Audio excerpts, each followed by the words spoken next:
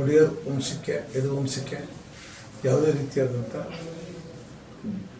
ಜಾತಿ ಮತಗಳನ್ನು ಮೀರಿ ಇವತ್ತು ಎಲ್ಲ ಜನಾಂಗದವರು ಸಹ ವೋಟ್ ಹಾಕ್ತಿದ್ದಾರೆ. ಅದಕ್ಕೆ ಯಾವುದೇ ಜಾತಿ ಅಂಕೆ ಇಲ್ಲ. ಮತ್ತು ಒಡೆಯರವ್ರಿಗೆ ಪ್ರತಿಯೊಂದು ಜಾತಿನಲ್ಲೂ ಸಹ ಅಭಿಮಾನಿಗಳಿದ್ದಾರೆ. ಹಾಗೆ ಮೈಸೂರು ಯದುವಂಶ ಮೈಸೂರು ನಗರಕ್ಕೆ ಕೊಟ್ಟಿರ್ತಕ್ಕಂಥ ಅನೇಕ ಕೊಡುಗೆಗಳನ್ನು ಇವತ್ತು ಜನ ಸ್ಮರಣೆ ಮಾಡ್ತಾರೆ. ಒಂದು KRS ಕಟ್ಟಲಿಲ್ಲ ಅಂದರೆ ಮೈಸೂರು ನಗರದ ಜನರಿಗೆ ಕುಡಿಯೋದು ನೀರು. ಅದೇ ಥರ ನಮ್ಮ ಯೂನಿವರ್ಸಿಟಿ ಮಾಡಿದ್ದಾರೆ, ಸೋಪ್ ಫ್ಯಾಕ್ಟ್ರಿ ಮಾಡಿದ್ದಾರೆ, ಪೇಪರ್ ಮಿಲ್ ಮಾಡಿದ್ದಾರೆ, ಮತ್ತು ಲಾಕ್ ಆ್ಯಂಡ್ ಪೇಂಟ್. ಪ್ರತಿಯೊಂದು ಚುನಾವಣೆಗಳು ನಡೆದಾಗ ಸಾಯಿ ಹಾಕುವಂಥದ್ದು ಲಾಕ್ ಆ್ಯಂಡ್ ಪೇಂಟ್ ಅದನ್ನು ಸಹ ಅವರೇ ಮಾಡಿರ್ತಕ್ಕಂಥದ್ದು. ನಗರಾಭಿವೃದ್ಧಿ ಪ್ರಾಧಿಕಾರವನ್ನು ಮಾಡಿರ್ತಕ್ಕಂಥದ್ದು, ಯೂನಿವರ್ಸಿಟಿ ಮಾಡಿ, ಮತ್ತು ಮೊದಲನೇ ಕರ್ನಾಟಕ ರಾಜ್ಯದಲ್ಲೇ ಮೊದಲನೇ ಮೆಡಿಕಲ್ ಕಾಲೇಜನ್ನು ಕೊಟ್ಟಿರ್ತಕ್ಕಂಥದ್ದು, ಗಂಗೋತ್ರಿ ಸ್ಥಾಪನೆ ಮಾಡಿದಂಥವ್ರು ಒಬ್ಬರು. ಈ ರೀತಿ 10 ಯೋಜನೆಗಳನ್ನು ಮೈಸೂರು ನಗರಕ್ಕೆ ಕೊಟ್ಟಿರ್ತಕ್ಕಂಥವ್ರು. ಮೈಸೂರು ನಗರದ ವಿದ್ಯುತ್ತನ್ನು ಮೊದಲನೇ ಬಾರಿಗೆ ಈ ಒಂದು ಭಾಗಕ್ಕೆ ವಿದ್ಯುತ್ತನ್ನು ಕಲ್ಪಿಸಿಕೊಟ್ಟವರು ಮಹಾರಾಜರು. ಇದೆಲ್ಲವನ್ನ ಜನ ಸ್ಮರಣೆಯಲ್ಲಿ ಕಂಡಿದ್ದಾರೆ.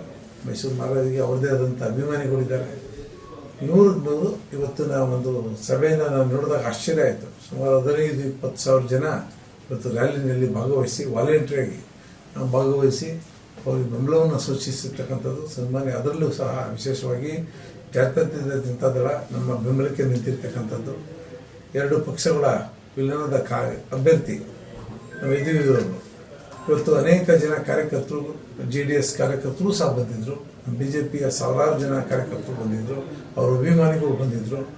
ಈ ರೀತಿ ಮೈಸೂರಿಗೆ ಅವ್ರದ್ದೇ ಆದಂಥ ಕೊಡುಗೆ ಮೂಲಕ ವಿಶೇಷವಾಗಿ ನನಗನ್ನಿಸಿದ ಬಹುಶಃ ಅತಿ ಹೆಚ್ಚು ಅಂತರ ಅಂದರೆ 2.5-3 ಲಕ್ಷ ಅಂತರದಲ್ಲಿ ಅವರು ಗೆಲ್ತಾರೆ ಅಂತಕ್ಕಂಥ ವಿಶ್ವಾಸ ನನಗಿದೆ.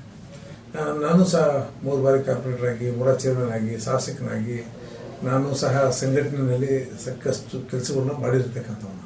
ಇಸ್ಲಾಂ ಮೋರ್ಚಾ ರಾಜ್ಯಾಧ್ಯಕ್ಷರಾಗಿ ಕೆಲಸ ಮಾಡಿದ್ದೀನಿ, ವಿಭಾಗದ ಪ್ರಭಾರಿಯಾಗಿ ಕೆಲಸ ಮಾಡಿದ್ದೀನಿ, ನಮ್ಮ ಸಿಟಿ ಸೆಕ್ರೆಟರಿಯಾಗಿ, ಸಿಟಿ ಜನರಲ್ ಸೆಕ್ರೆಟರಿಯಾಗಿ, ಇವತ್ತು ಸಿಟಿ ಅಧ್ಯಕ್ಷನೂ ಆಗಿದ್ದೀನಿ. ಇಷ್ಟೆಲ್ಲ ಸಂಘಟನೆ ಭಾಳ ವರ್ಷಗಳಿಂದ ನಾನು ಇರ್ತಕ್ಕಂಥವನು. ಭಾರತೀಯ ಜನತಾ ಪಾರ್ಟಿಗೆ ಮೈಸೂರು ನಗರದ ವ್ಯಾಪ್ತಿನಲ್ಲಿ ಅತಿ ಹೆಚ್ಚು ಮತಗಳನ್ನು ಕೊಡಿಸುವಂಥ ಶಕ್ತಿ ಇರತಕ್ಕಂಥದ್ದು ಕೃಷ್ಣರಾಜ ಕ್ಷೇತ್ರ, ಚಾಮರಾಜ ವಿಧಾನಸಭಾ ಕ್ಷೇತ್ರ, ಹಾಗೆ ಚಾಮುಂಡೇಶ್ವರಿ. ಎಲ್ಲರಲ್ಲಿ ಸ್ವಲ್ಪ ಫೈಟ್ ಮಾಡ್ತೀವಿ ನಾವು. ಮತ್ತು ಈ 3-4 ಕ್ಷೇತ್ರದಲ್ಲಿ ನಮ್ಮ ವ್ಯಾಪ್ತಿಯಲ್ಲಿ 3 ಕ್ಷೇತ್ರದಲ್ಲಿ 100ಕ್ಕೆ 100 ಲೀಡ್ ಬರುತ್ತೆ ಅಂತಕ್ಕಂಥ ವಿಶ್ವಾಸ ನನಗಿದೆ. ಸರ್, ಕೊಡಗು ಜಿಲ್ಲೆಯಲ್ಲಿ ವಿಧಾನಸಭೆ ಏನು ಎರಡು ವಿಧಾನಸಭಾ ಕ್ಷೇತ್ರಗಳಿದೆ. ಆ ವಿಧಾನಸಭಾ ಕ್ಷೇತ್ರಗಳು ಈ ಬಾರಿ 2023 ಚುನಾವಣೆಯಲ್ಲಿ 2 ಕ್ಷೇತ್ರವನ್ನು ಕಾಂಗ್ರೆಸ್ ಕಂಟ್ರೋಲಿನಲ್ಲಿದೆ. ಕಾಂಗ್ರೆಸ್ ಶಾಸಕರಾಗಿದ್ದಾರೆ. ಅಲ್ಲಿ ನಿಮ್ಗೆ ಎಷ್ಟು ಫೈಟ್ ಎದುರಾಗ್ಬೋದು ಸರ್? ನೋಡಿ, 2014ರಲ್ಲಿ ನಾವು ಯಾರೂ ಶಾಸಕರಿರಲಿಲ್ಲ. ಅವತ್ತು ಕೊಡಗಿನವರು ಶಾಸಕರು ಇರಲಿಲ್ಲ, ಮೈಸೂರು ಶಾಸಕರು ಸಹ ಇರಲಿಲ್ಲ. ಈಗ ಮೈಸೂರಲ್ಲಿ ಒಬ್ಬರು ಶಾಸಕರು ಇದ್ದಾರೆ. ನಾವು ಎಲ್ಲರೂ ಸಹ ಸೋತಿರ್ತಕ್ಕಂಥದ್ದು ಬರೀ 2 ಸಾವಿರ ಓಟಲ್ಲಿ, ಕೇವಲ 4,000, 2,000 ಈ ಥರ ಅಂತರದಲ್ಲಿ ನಾವು ಸೋತಿರ್ತಕ್ಕಂಥ 4 ಕಾನ್ಸ್ಟಿಟ್ಯೂನ್ಸಿಗೆ. ಆದರೆ ವಿಧಾನಸಭಾ ಚುನಾವಣೆಯಲ್ಲಿ ಬೇರೆ, ಅದೇ ಲೋಕಸಭಾ ಚುನಾವಣೆಯಲ್ಲಿ ಮೋದಿ ಅಭಿಮಾನಿಗಳು, ಈ ದೇಶಕ್ಕೆ ಮೋದಿಯವರು ಕೊಟ್ಟಿರ್ತಕ್ಕಂಥ ಕೊಡುಗೆ ಇವೆಲ್ಲವನ್ನ ಜನ ಜ್ಞಾಪಿಸ್ಕೊತಾರೆ. ನಾವು ಸಹ ಶಾಸಕರಾಗಿ ಅನೇಕ ಕೆಲಸಗಳನ್ನ ಮಾಡಿದ್ದೀವಿ. ಇವೆಲ್ಲವೂ ಸಹ ಇವತ್ತು ದಿನ ಪರಿತಪಿಸ್ತಾ ಇದ್ದಾರೆ ಜನ. 8 ತಿಂಗಳು 10 ತಿಂಗಳಾಯಿತು, 1 ರೂಪಾಯಿ ಬಿಡುಗಡೆ ಆಗಿಲ್ಲ. ಇವತ್ತು ದಿನ ಸಫರ್ ಆಗಿದ್ದಾರೆ. ಇವತ್ತು ಜನ ಏನು ಮಾತಾಡ್ತಾ ಇದ್ದಾರೆ ಅಂದರೆ, ನಾವು ಯಾಕೆ ಇವ್ರಿಗೆ ಸಹಾಯ ಮಾಡೋದು, ನಾವು ಯಾಕೆ ಇವ್ರಿಗೆ ಆಶೀರ್ವಾದ ಮಾಡೋದು ಅಂತಕ್ಕಂಥದ್ದನ್ನು ಜನಸಾಮಾನ್ಯ ಮಾತಾಡ್ಕೊಳ್ತಕ್ಕಂಥದ್ದು ಇದ್ದಾರೆ. ಆದರೆ ಮೋದಿಯವ್ರ ಚುನಾವಣೆನೇ ಬೇರೆ, ಇದು ಕೇಂದ್ರದ ಚುನಾವಣೆ, ರಾಜ್ಯ ಚುನಾವಣೆ ಇಲ್ಲ. ಅದರಿಂದ ನಮಗೆ ವಿಶ್ವಾಸ ಇದೆ, ಅಧಿಕ ಮತಗಳಲ್ಲಿ ಯದುವೀರವರು ಗೆಲ್ತಾರೆ. ಚುನಾವಣೆ ನಂತರ ಬಿಜೆಪಿ ಮತ್ತು JDS ಏನು ಅಲಯನ್ಸ್ ಆಗಿದೆ, ಹೊಂದಾಣಿಕೆ ಮುರಿದು ಬೀಳುತ್ತೆ ಅನ್ನೋದು ಕೆಲವು ಕಾರ್ಯಕರ್ತರುಗಳ ಮಾತು. ಅದು ಭ್ರಮೆ. ಇವತ್ತೊಂದು ದಿನ ನೋಡ್ಬೋದು, ಇವತ್ತು ಪ್ರತಿಯೊಂದು ಹಂತಲ್ಲೂ ಸಹ ಕುರಿತು ನಮ್ಮ ನಾಮಿನೇಷನ್ಗೂ ಸಹ ಕುಮಾರಸ್ವಾಮಿ ಅವರು ಬಂದಿದ್ದರು, JD ದೇವೇಗೌಡರು ಬಂದಿದ್ದರು. ಇದೆಲ್ಲವನ್ನು ನೋಡಿ ಅವ್ರ ಮಗ ಹರೀಶ್ ಗೌಡರು ಬಂದಿದ್ದರು, ಮಹದೇವ್ ಅವರು ಬಂದಿದ್ದರು. ಈ ಥರ ಎಲ್ಲರೂ ಸಹ ಬರ್ತಾ ಇದ್ದಾರೆ. ಬರೋದು ನೋಡಿದ್ರೆ ಮುಂದಿನ ದಿನಗಳಲ್ಲಿ ನಮಗಾಗಿರ್ತಕ್ಕಂಥ ಅನುಭವ, ಅವ್ರಿಗಾಗಿರ್ತಕ್ಕಂಥ ಅನುಭವ, ಯಾಕೆ ಇವತ್ತು ಹೊಂದಾಣಿಕೆ ಮಾಡ್ಕೊಂಡ್ರು? ಇವತ್ತು ಇಬ್ಬರಿಗೂ ಅನಿವಾರ್ಯತೆ ಇದೆ. ನಮಗೆ ಅವರು ಅನಿವಾರ್ಯತೆ ಇದೆ, ನಮಗೆ ನಾವು ಅವ್ರಿಗೆ ಅನಿವಾರ್ಯತೆ ಇದೆ. ಅದರಿಂದ ಮುಂದಿನ ದಿನಗಳಲ್ಲಿ ಇದೇ ರೀತಿಯಾದಂಥ ಅಣ್ಣ ತಮ್ಮದ ರೀತಿಯಲ್ಲಿ ನಾವು ಹೊಂದಾಣಿಕೆ ಮಾಡ್ಕೊಂಡು ಮುಂದೆ ಕರ್ನಾಟಕ ರಾಜ್ಯದ ಬರುವಂಥ ಎಲ್ಲ ಚುನಾವಣೆಗಳಲ್ಲಿ ನಾವು ಅವರು ಸಹ ಹೊಂದಾಣಿಕೆ ಮಾಡ್ಕೊಂಡು ಮುಂದುವರಿತೀವಿ. ರಾಜ್ಯದಲ್ಲಿ 28 ಕ್ಷೇತ್ರಗಳಲ್ಲಿ ಎಷ್ಟು ಸೀಟ್ ಗೆಲ್ಬೋದು ಸರ್? ಇವತ್ತು ನಮ್ಮ ಪ್ರಯತ್ನ 28ಕ್ಕೆ 28 ಸಹ ಇದೆ ನಮ್ಮ ಪ್ರಯತ್ನ. ಜನ ಯಾವ ಥರ ತೀರ್ಮಾನ ತಗೋತಾರೆ ಅಂತ ನೋಡ್ಬೋದು. ನಮಗೆ ವಿಶ್ವಾಸ ಇದೆ, ಕನಿಷ್ಠ ಒಂದು 26-27 ಸೀಟ್ ನಾವು ಗೆದ್ದೇ ಗೆಲ್ತೀವಿ. ಎಲ್ಲೋ ಒಂದು ಕಡೆ ಹೆಚ್ಚು ಕಮ್ಮಿ ಆಗ್ಬೋದು. ಅದು ಬಿಟ್ಟರೆ ನಮ್ಗನ್ನಿಸ್ತದೆ ಅವರು ಕಾಂಗ್ರೆಸ್ ಕಳೆದ ಬಾರಿ ಒಂದು ಗೆದ್ದಿದ್ರು, ಅದನ್ನು ಸಹ ಗೆಲ್ಲಕ್ಕಾಗಲ್ಲ ಸರ್. ಅಂಥ ಒಂದು ಪರಿಸ್ಥಿತಿ ಇವತ್ತು ನಿರ್ಮಾಣ ಆಗಿದೆ. ನಿನ್ನೆ ಅಷ್ಟೇ ನೀವು ನೋಡಿದರೆ ಅಮಿತ್ ಶಾ ಅವ್ರು ಬಂದಂಥದ್ರಲ್ಲಿ ವಾತಾವರಣನೇ ಬೇರೆ ಥರ ಆಗೋಗಿದೆ. ಮತ್ತು ಡಾಕ್ಟರ್ ಮಂಜುನಾಥ್ ಅವರು ಸ್ಪರ್ಧೆ ಮಾಡಿದ ಮೇಲೆ ಆ ಕ್ಷೇತ್ರನೂ ಸಹ ನಾವು ಪಡಿತೀವಿ ಅಂತಕ್ಕಂಥ ವಿಶ್ವಾಸ ನಮಗಿದೆ. ಈ ಬಾರಿ ಲೋಕಸಭಾ ಕ್ಷೇತ್ರದಲ್ಲಿ ನಿಮ್ಮ ಕೊಡುಗೆ ಏನು ಸರ್? ನಮ್ಮ ಕೊಡುಗೆ, ನಾನು ಭಾರತೀಯ ಜನತಾ ಪಾರ್ಟಿ ಕಟ್ಟಲು. ನಾನು ಪಾರ್ಟಿಗೆ ಸೇರಿ 1991 ಇಸ್ವಿನಲ್ಲಿ ಸೇರಿರ್ತಕ್ಕಂಥದ್ದು.